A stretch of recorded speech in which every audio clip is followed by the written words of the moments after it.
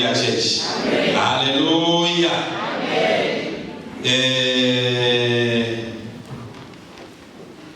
Nduda kutaura sekutora padeta indi ndinofanira kutaura ndisiri kumpanidzwa unoti handina manzwi akawanda ekutaura ini ndishandisina nguva kwete manzwi ndinotopererwa nenguva kwete manzwi kutotaura ndinako kakawanda.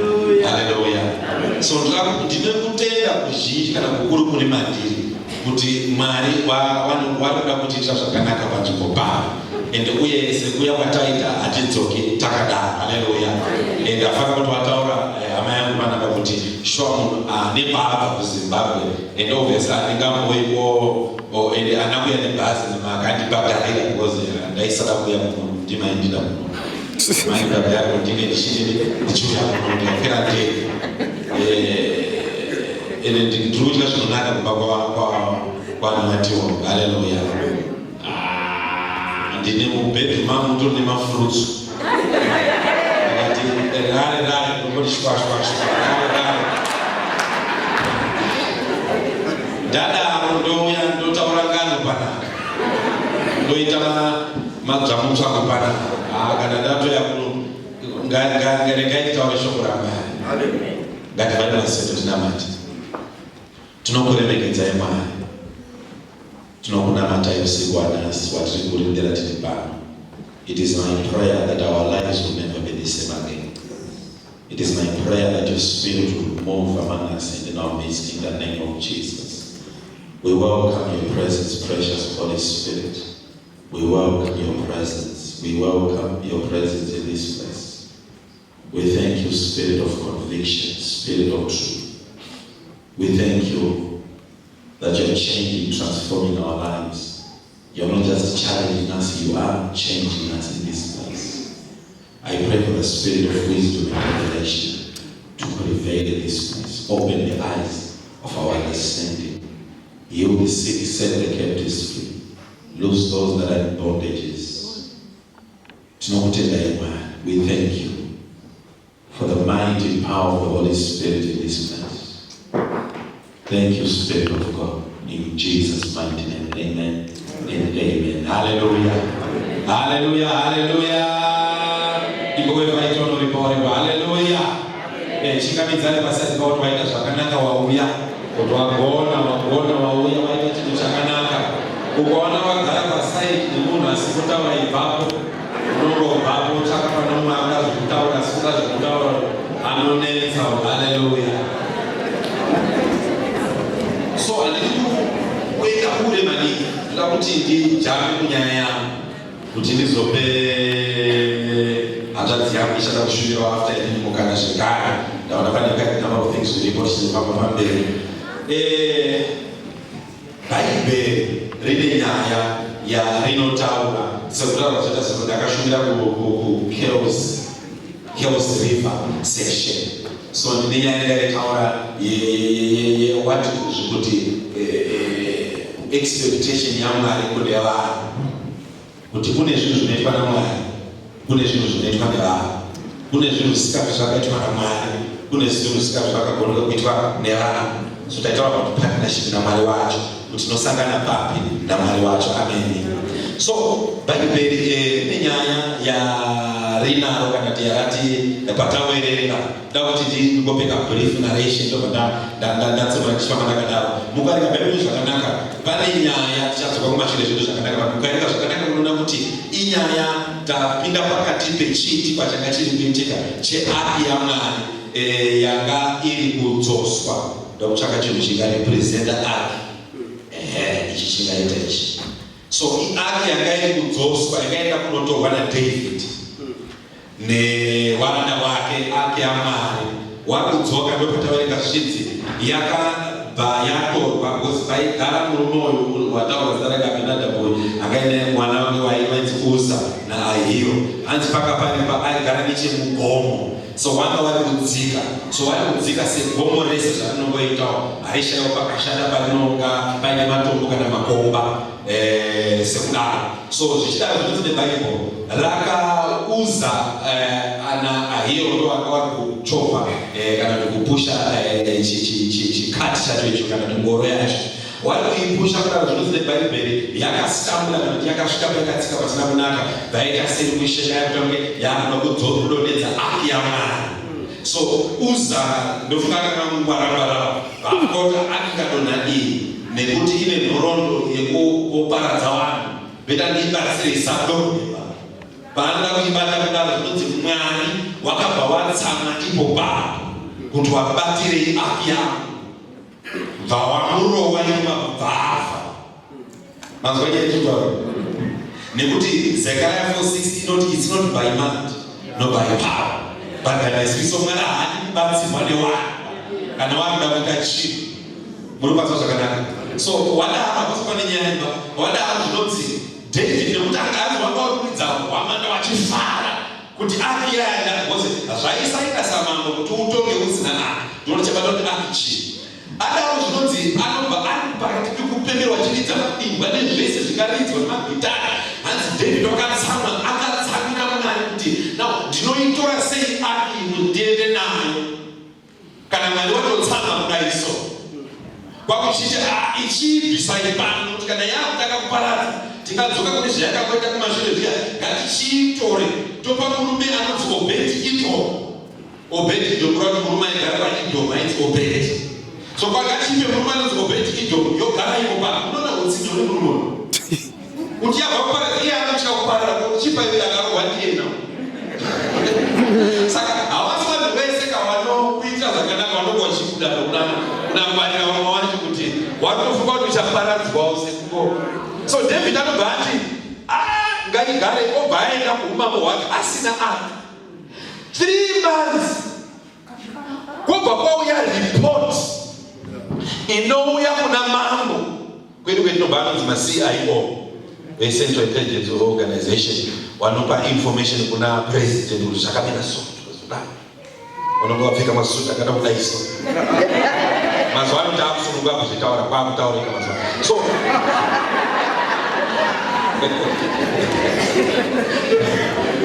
so adaro zvinonzi wakaenda wakati mambo tine intel yetinayo aki yai yamakasira murume anonzi Obed-Edom yakaparadza Uza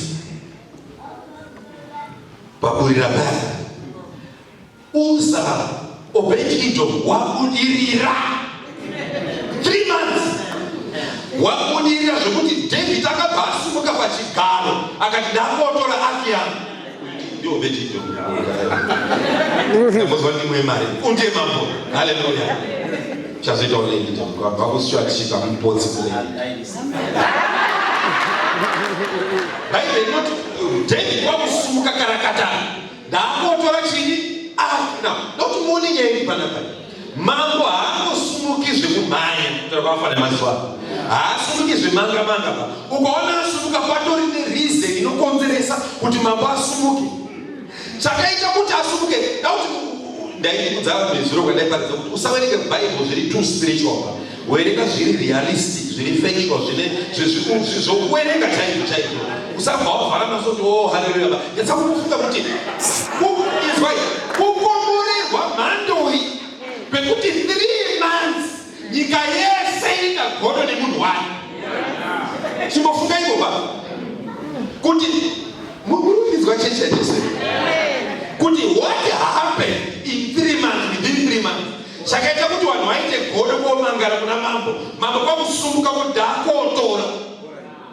So theology akoti theology but theology vanoyanoti speculation ndeyekuti kana pasini clear kuti chii chakachaitika unofungidzirawo zvinokupa connection ku .a ne .b zvinenge sense mabato zvakanaka. Saka ini ndakagayawo semunhu anogaya. Haleluya. Andambofunga kuti amara vakakomberwa Obed-Edom God David akadakona ndakagaya kuti 3 months chii chikaitika kana wayauya Eren agro-based economy wane minda wane zvipfuyo kureva kuti mombe dzaitora mwedzi dzakati dziite pamuviri dzozvara dzobva dzaitora within a week because chikaita kuti wakanguva kashoma godo rive in 3 months. Amen. Nokufunga ini tinogaya so kuti tsuro dzairova speed within a day makuseni manheru zvatonaka kudai so zvinhu within 3 months vana vaBed-Edom vanga vakunetsa apedza kurohwa zvaiva chopu kugaya kwadaita kuti ndofunga kana ari makembeji aikuti akazima kudaiso kuitira because remember Amos andaro kuti zvasvika kuti ari kudya achafurwa narukomo. Saka kana zvakatomuprofita zvakafa zviri possible kuti paari kupedza raini yekutanga ari kutobuda achienda rechipiri wamwe wachipupura because zvikaita kuti 3 months president auya mababhadha chii. Amen. Kufunga. Hallelujah, hallelujah. Unasema 3 months.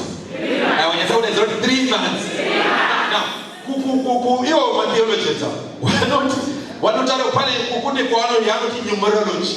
Ine chekuita kuti significance kana symbol yemanamba kuti namba inomirire. Ukaona Mwari wakaisa namba Bible Mwari anakuti 23 24 achibwa 3 wanacho 4 achibwa 3 zvino zvinorewa muBible namba 1 anomira sovereignty kana wakabva kuZimbabwe unoziva kuti zvinorewa azvokutsanura sovereignty yaMwari. Number 2 anomira balance or perfect union. Number 3 muBible anomira zvinhu zviviri yatinoti resurrection power or dimension.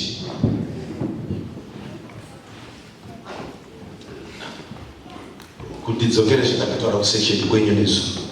Ine ndakakura kunonzi kudivat kwamutano nakamufura. Kune chikoro chinonzi Sheni Primary School. Sheni Primary School ine admin block class of special class. Special class ndeye haisi madofo. Dofo munhu ane unyombo hwekufunga chete. Ari kungoita hake lazy. Special class ndeye wekuti pfungwa dzacho dzinononoka kubata zvinhu kuti kuti dzakanaka hadzitonyange mukadzimanikidza hadzibati dzine level yekuprocessa zvinhu neinformation inosiyana nemunhu ari normal. Munhu wekuti pakachimesi katikwa nhasi masikama kusevenze na 9 AM 1 + 1 2 anotadza kuzvibata.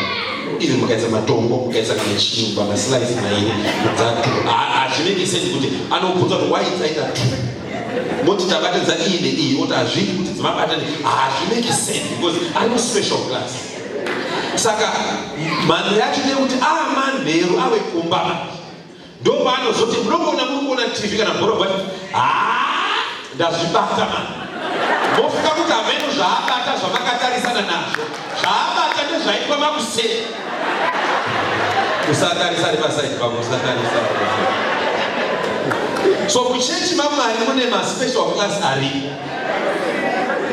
yekuti anogona kutorasika chaiko ototi wabhana wangu kuti chimangwana kana sondo rinouya ozoti ari bhazi kana ari muelevator muri munotaura ndazvibata mani wanoshaya kuti inyaya yei.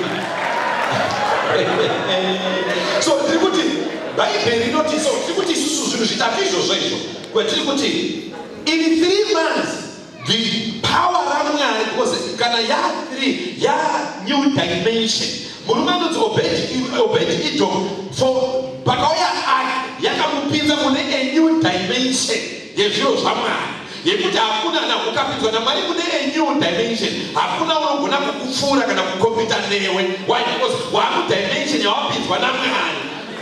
Murumbidzwa nechiya Jesu. So zvinozine Bible adaro mambo kwako yakakutora aki yake aki ndee kana yakufumisa kudai kwakuitora Obed-Edom Elisa akaanetuma pane musi ndakafunga ndiri kuverenga Bible ndikati ndifunga yadhi yaObed-Edom yakatanga kubuda ngoda from nowhere.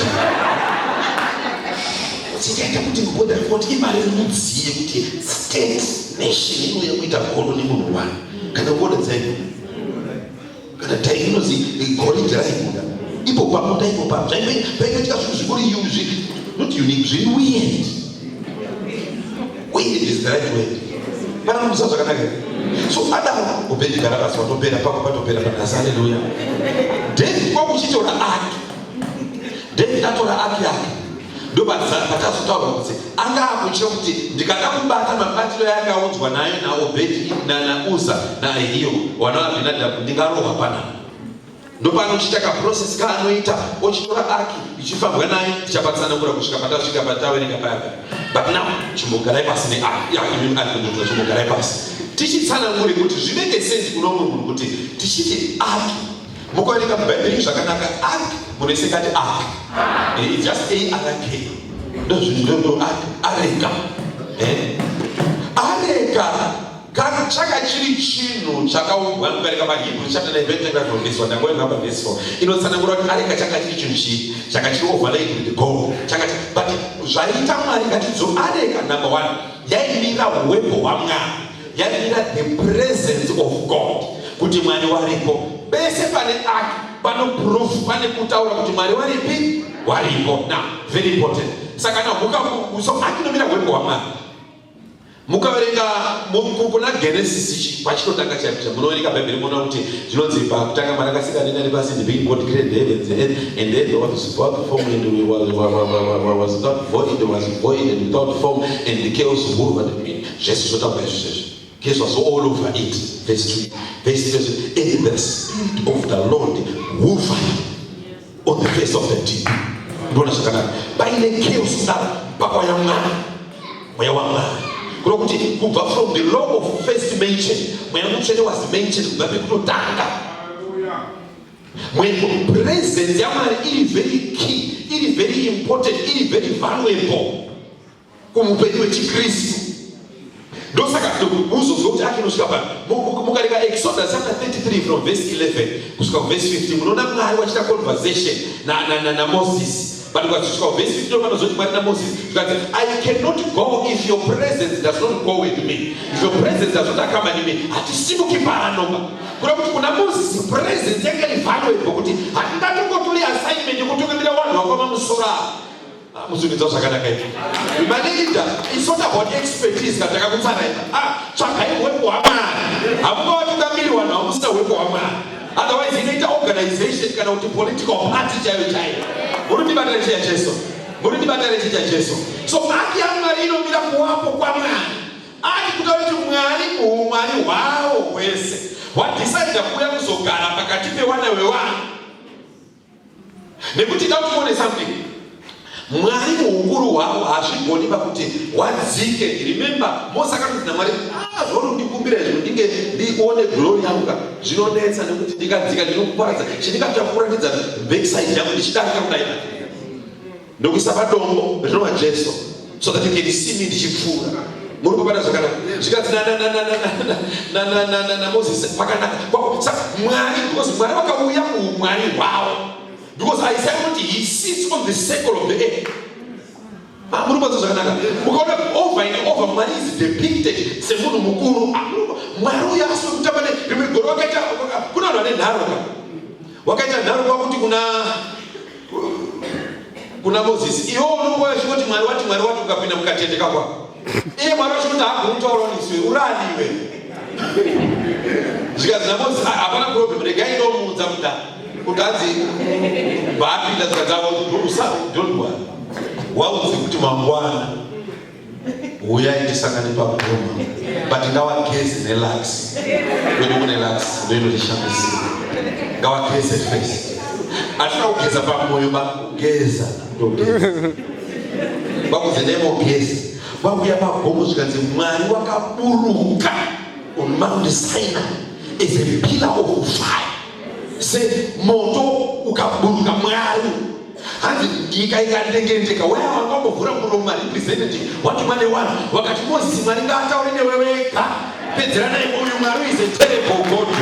Ndiye Mwari wedu kuti iye noyo mukarenga bhaibheri zvakanaka zvinonzi bhaibheri murume anonzi Elijah ati ndanzi namaiti vhare mvura kuchanai kusvika ndavhura muromo wangu kwakukiya makiye emvura pakuenda pakuti vakutsaga kuti ndondisiye small house yangu Jezebheli nini kuzaa vakaine small house yakaiti Jezebheli kwakutsaga kuti handingasii Jezebheli ende mubata Elijah kumuraya kwakutuma varume vaya vari 50 vekutanga kusvika zvikadzi tatuma namambo tikutore zvikadzi kana hanzi munhu waMwari tatuma ukasi kana ndiri munhu waMwari ngakubve moto kumusana kudenga kuparadze Mwari ena uyu kurira vaparadzwa bhaapera Bakati machinda akaenda ari basa ratsoka endai futi another stage.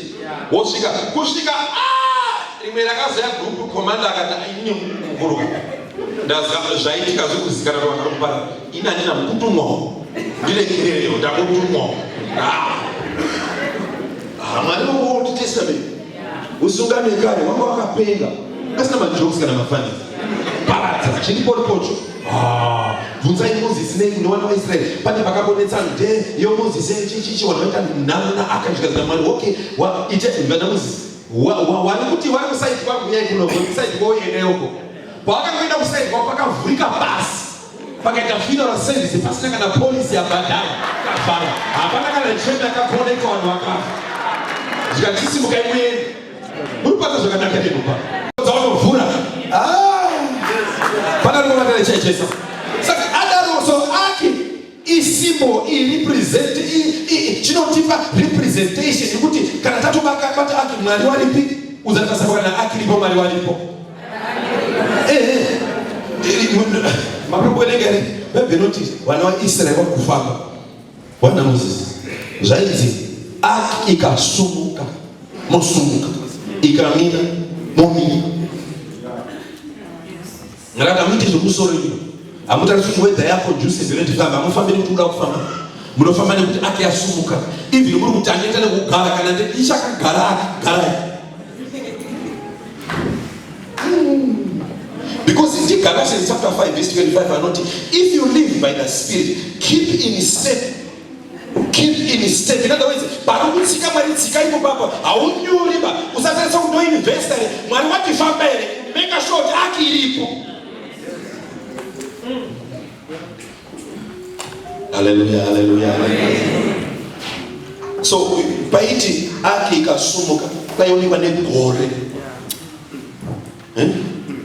Manero, kuzwa itonda mudesert. Kana ari masikati, kukusoro shongwe moto manero. Kana ari masikati paita gore. Gore ni Bible no generally no Shekinah glory, no mirror presence ya Mwari. So presence you are contained mu ake. So to speak. It's important to understand to pay my examples my matter to act. Mukadekona Joshua zvinonzi vanhu vakawakuda kucrossa river Jordan. Joshua anoti mazuva ndinogura yana dambo isa ndinogura pasino city neno aisi mutemo kungudana Moses akacrossa Red Sea. Moses anoti zvinonzi neBible he stretched before his head. Red Sea ikapatsanurika. Muri panzwa zvakanaka here? Ikapatsanuka Red Sea yapatsanuka. Zvinonzi Moses Joshua manje apindwa apanyanga. Obva apindwa Moses Joshua osvika naturally zviri easy kuita zvawakambona zvichiitwa because pane kaformula naye akati amukoma Moses ndana Moses naturally wakadai wakatambanudza ruoko totambanudza Mwari vakati yanga iri ira yaMoses zvatochinja amusundisa zvakanaka ine malividi hakuiti zvakaitwa nevamwe nekuti zvakashanda zvinogona kusashanda pamunhu nekuti kwazvakuitira maakuitira isusu kwedu vailidwa nevailidwa vayo ira yavo zvavakatoita zvakatoshanda lamusundinzwa chicha Jesu ndaiseka ndaenda kwandakakura ndikati zvinhu zvatakaitawo tichiri kuyuthi district capital district no muyuthi ndo zvinhu chiri kuita nanhasi kuroti hakuna chiri kuchita imima ndinotsvaka noti kure chaiko ndashava chembere vanazonzamukwa maybe mama wangu awa wati kure kare muchaziya ere kuti vanhu vairwa kare ndakaona mapikicha ako yabhanda wanga waine maafro kudai minenge rikuigera meduchi waine zigogi rakakura kudai nekesa nekadresi kakateka miniso kare chekarecho ungazvipfeka izvozvo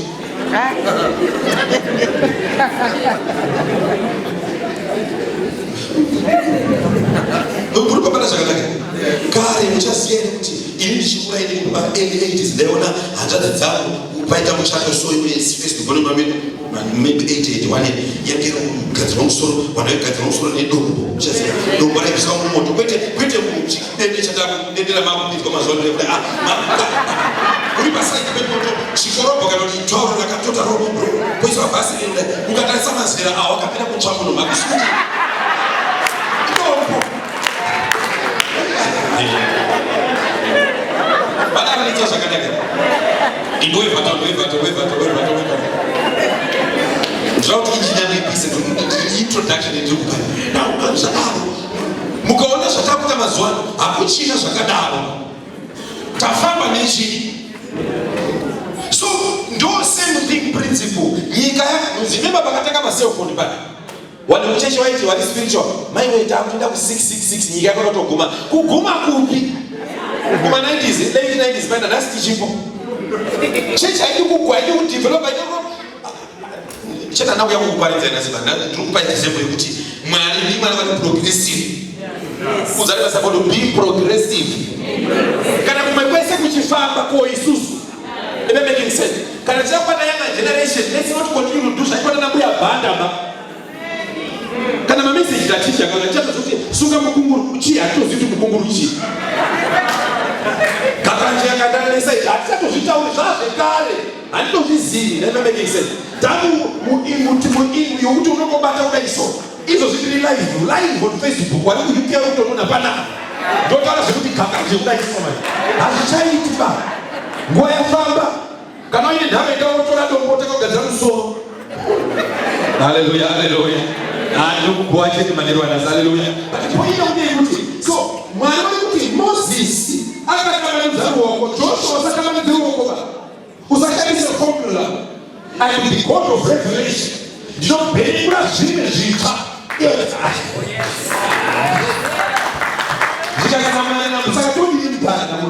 Joshua kana machishora iyo uri munhu wehondo handikudi kuti uende pamberi chishora waprisita wobata ati iwo ndo wanoenda wosvika pane chini pane mvura wotsika paMozisi vakamira kuti temperature atmosphere ichake yaraya kasi apa zvasiyana munodira kuti step out in faith. Tangai maisa gumbo tunoita miracle yacho matsika mukamira kusaida hapana tangai madai ndotsika ndopatsanwa muri patsa zvakanaka pana Mozisi akangodai all night pakapatsanwa pana Joshua akazi hakuna tiri akadaro itaitone kuti muda kundishandisa sikaitone muri kutenda here kuzvikuita taneta nemakristu asina mamovement asina chaanoita akamirira kuti chamira kuti zvinhu zvinake tafamba shasha hapana chekutomirira kana wakagona kugadzira utsiyodzika dai ukagona dzikadzika kudai ukagona kuisa dzwara ukagona chero hanzi masikarameno chisho chawagona kuita itawo kwenda kuti back to sender ndiwe senda iwewe enda kwakesa haleluya senda iwe ndiwe uri kusenda daipoputakumisana enda kune iwe women's conference ndikaoparidza ndikati mudzimai ndokuti uri uchidi kufamba ngedhadha kuti ngebuya bhadha unomirawo zvaufambawo hapana romana rakudiona kupi kuonekwa kupuchifamba ngedhadha kudaro swinawo the devil is a liar. The devil is a liar, man. Iwe nabuya bhadha mutemo ndewekuti murora wese pane apa paunoudzwa kuti pana vandina mbuya wani ndini mbuya bhadha nepangu pana anopfeka zambia ndi mbuya bhadha waya pana masapfeka zambia nepangu iwe unonzi mai bhadha unonzi mbuya bhadha saka zambia kumba kwako wambo. Haleluya.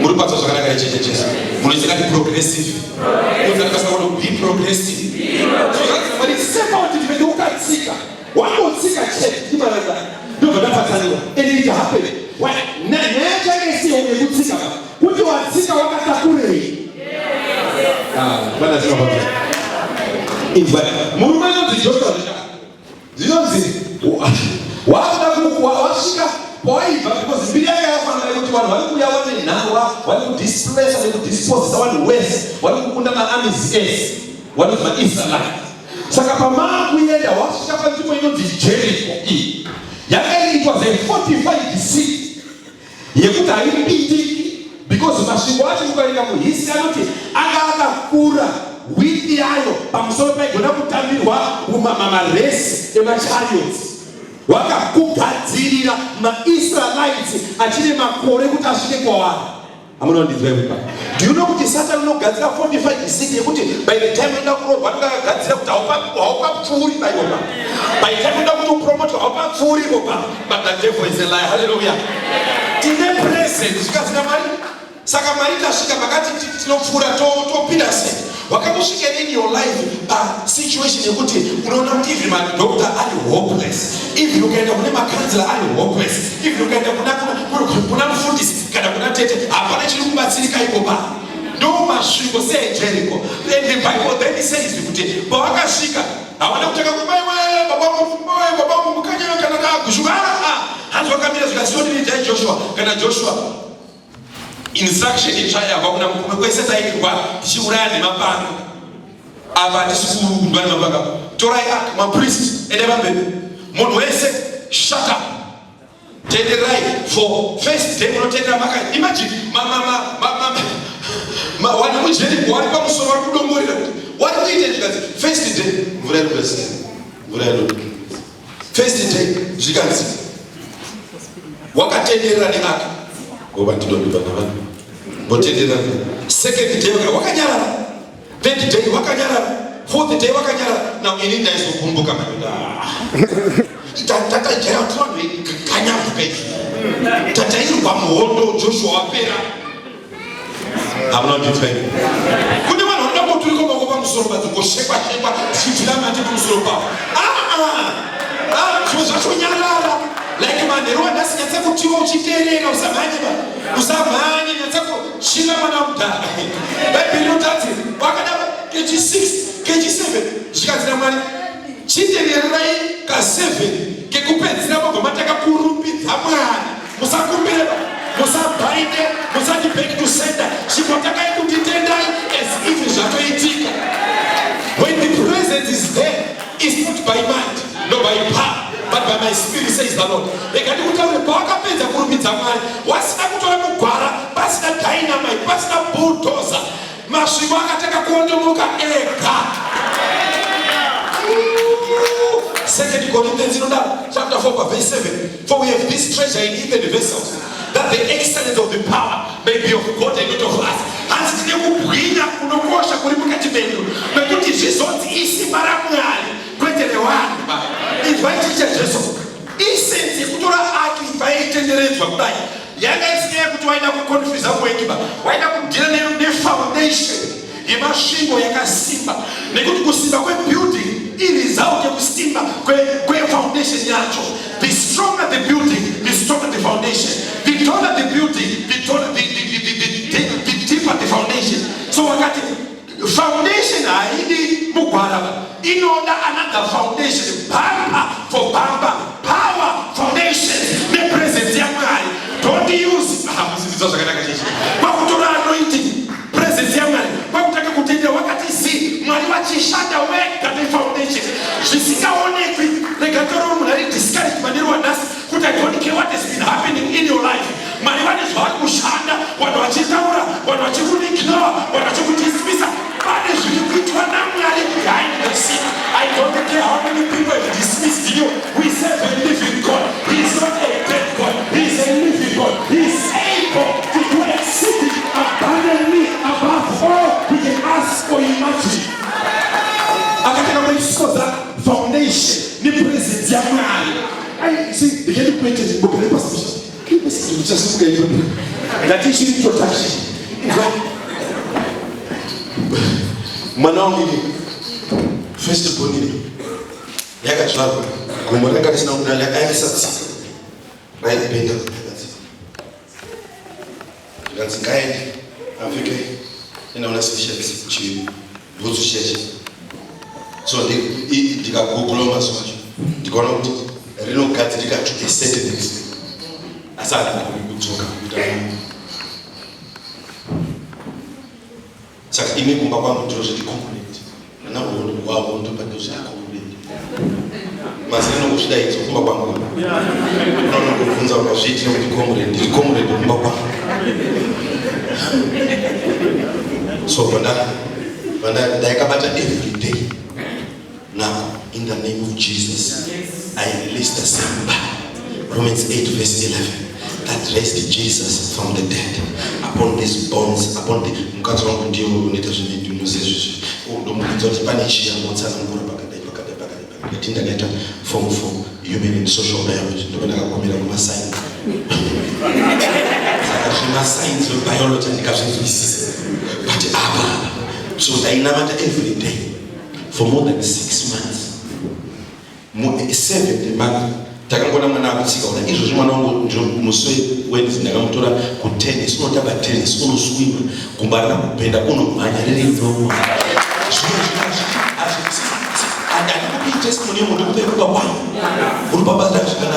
if you expose the problems, the challenges with the presence of God, secret asata kuti utsamo pepana Mwari. I don't care kuti munamna wako waumira for how long, breakthrough yako waumira for how long, stay put rambori pane presence, gara pane presence, ndoba zvinogadziriswa iko papa. Hallelujah. In the presence of the Lord there is the fullness of joy. It is right and there are many pleasures. Usafe pana Mwari. So, do this Bible. The Bible, they expose the foundation, the presence. Last Bonia, last Bonia, sofa. I was telling Mana Mokin so, but first Bonia in a two, the good part is fleet. Monaco's only 2 conditions. This is good. One actually require immediate surgery. This was a complicated situation. Then the other nation was the case. Issue. So we imagine now. Not to do something. You didn't balance. Do not balance. Now I don't talk about balance. And then if I don't do it, we're going to balance. Then I go back to 1996. Official. That was 1996. So do your math right. Unotidhanika kuwa ndisikufunga sasa ndati chana matono wala pambe wachifura ndisikufunga tono bora tutazaitika na Mwari pana so tadao kwa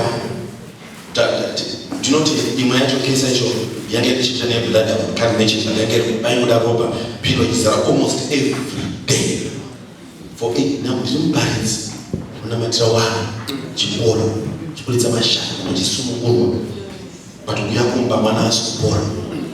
I was never discouraged. I was challenged at times, doubted to knock at times, but guess what? I know that as long as I am in the presence, I will come to it.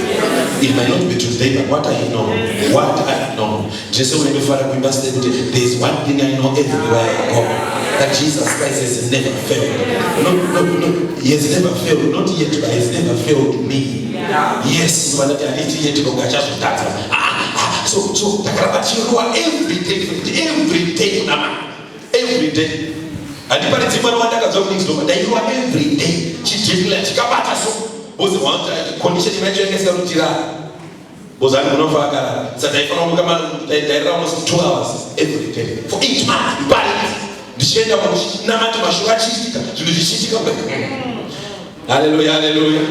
But you come home 8 months and nothing is happening. Kushika Pasakaiti Katako, not almost if you follow the Doctor Wacho, specialist Wacho, I want to get what do you you could take a condition, God, I don't pay. But now, who can expose the situation now?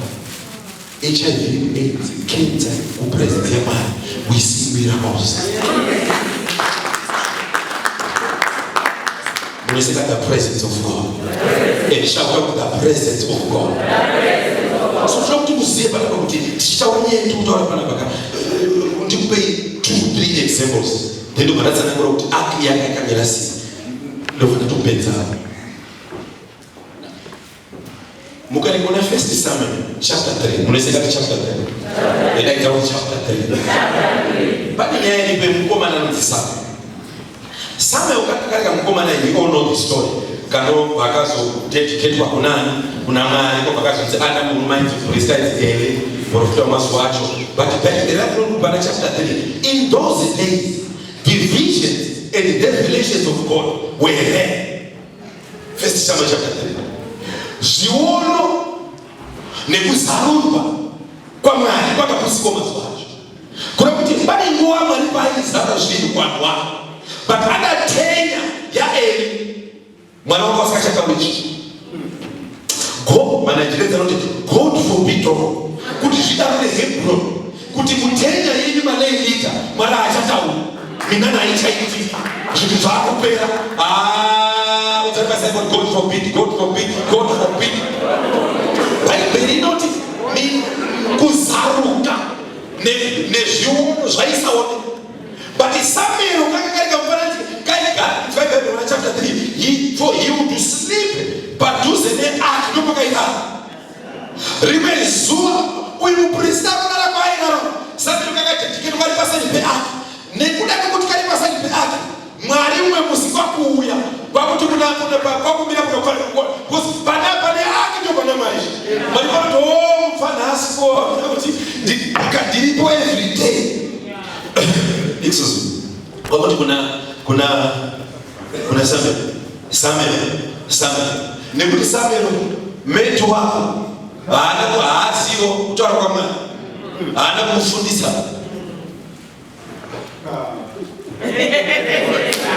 Nekuti haakafundisi zvaasingasivi. Samuel kakangorara kuti ndakangoti tikirati zvinhu zvikuite baba.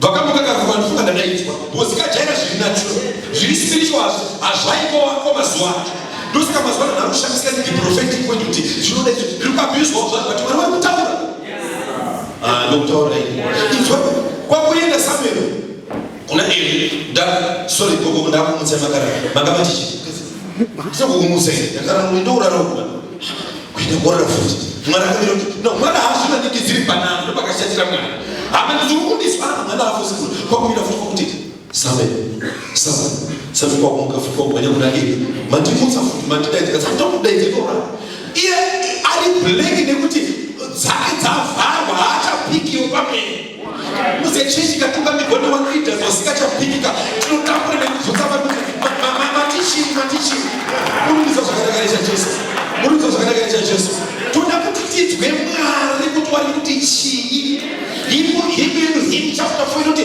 ngatizive kuti muri pano tidzwei.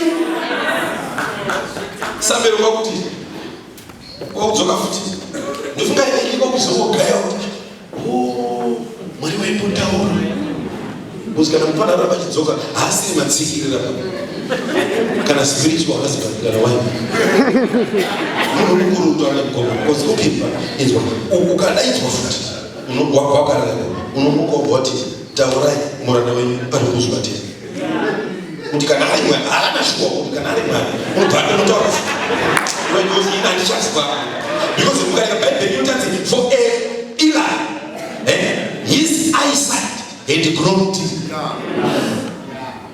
But without a vision men will perish. Through that leadership, through that change by Hebrew, in a vision, in a beyond, you want to see way beyond. Could it 10 years from now talk about the path? Yes. So, kampana gani kakatsoka okay darara tamba nuko bosakana kuchena sibati ndabara nafundisa kundaita maybe I'm the tester maybe chinonchaseta okulisa mbera ekandira shamba kala pa tikiri kuti Mwari kwakuya futi kanzi Samuel akamuka ukazitaura itenzi muranda wenyu ari kuzwa Mwari kwakutaka kumudedemurira nhamo iri kuwinga Israeli naEli kuti chienda kumutaura kuti iye nawana wake ndakambowataurira havasi kunzwa. Go and give them a western warning. Kureva kuti ukagara mupresence maMwari unonzwa inzwi. Hapana unoenda mupresence maMwari asikatauri Mwari vanotaura inini handimbouzwi nemu19 inini Mwari vaimbotaura zvo but 1998 ndakaenda kuona umwe mukadzi ainzi mbuya Big the late vanaenda kuvaona ndina inini Hamon Musiarira naBrahim Bukava tiri vatatu vataenda kuvaona vatiti because Hamon ndiangarisiya kwedzaka kuti hatitona muchembero timona mativu tasvika paya vataita almost 2.5 hours to 3 hours still now so vakataka kutaura into our lives tapedza 3 hours zvikanzi fogameni muna madreva utunga maoko pamusoro now pagroup redu lese tiri vatatu anga atori neidea yekuda kubuda muZimbabwe ndiri ndandikutoronga tumesi taundi kuda kutiza Zimbabwe mazuwa iwe wakasvika wana mawasvika pendera iwewe haubudi muZimbabwe uchangori munhu but uchakwira ndege uchidzoka sune munhu 1998 vawataura several things uchabuda muZimbabwe muZimbabwe ndanga ndakaweka Harare kuti uchabuda muMamutare wogara muHarare vari kutaura kuna vanhu mukati makamboita encounter nemukadzi wa bosi apa maprophetic words ari nani anyara kuti uyo ndochimupenge ngatichimbotaura kuti uchadaro so ndakangobuda I never took notice of that ende nanhasi ndichiri muZimbabwe ndakatrai kubuda svika ranga kusvika ndazoona kuti ndiri kubva naMwari handifanira kutombobuda ndikabuda ndiriita John saka ukaona ndani ndauya kugara kumba kwako ndakutsvaka basa unodzimba basa racho here kuti ndidzoke kuZimbabwe munondibata zvakanaka. So she spoke a week before she died. I was the one person, official person akanyatsa kuona now for hours tichitaura zvinhu zviri prophetic what was going to happen whether muZimbabwe whether she was the lady was just amazing. Hama Mwari wanotaura chimbotiira usiku wanhasi Mwari wanotaura Mwari wanotaura Bible inoti chichitu tati chapter 3 mukaenda pa chapter 4 zvinonzi mukaenda pa chapter 4 zvakanaka zvinonzi neBible wana weIsraeri pane kaitika ikaichitika kanoitika kanochinakidza pari kurwiwa hondo waenda kurwa hondo waenda kurwa rakashwa over thousands of people wobva waenda kucongregate nemagenerals taruza sei strategy tashandisa vazikanzi haisi strategy ba iproblem watasiya aka kasi watasiya aka kasi tora aka vakumanya kotora aka pawakapinda neaka muguta I think ndamuzwa ichidifera chaitaureni yacho hanzi makafarwa kuti waenda aka wafilistiya vakati ko noise ndei kutonge pane earthquake because Mwari wauya hawana kuti aka yauya ba Mwari wauya now whatever why now ma issues out but the fact yekuti waizive kuti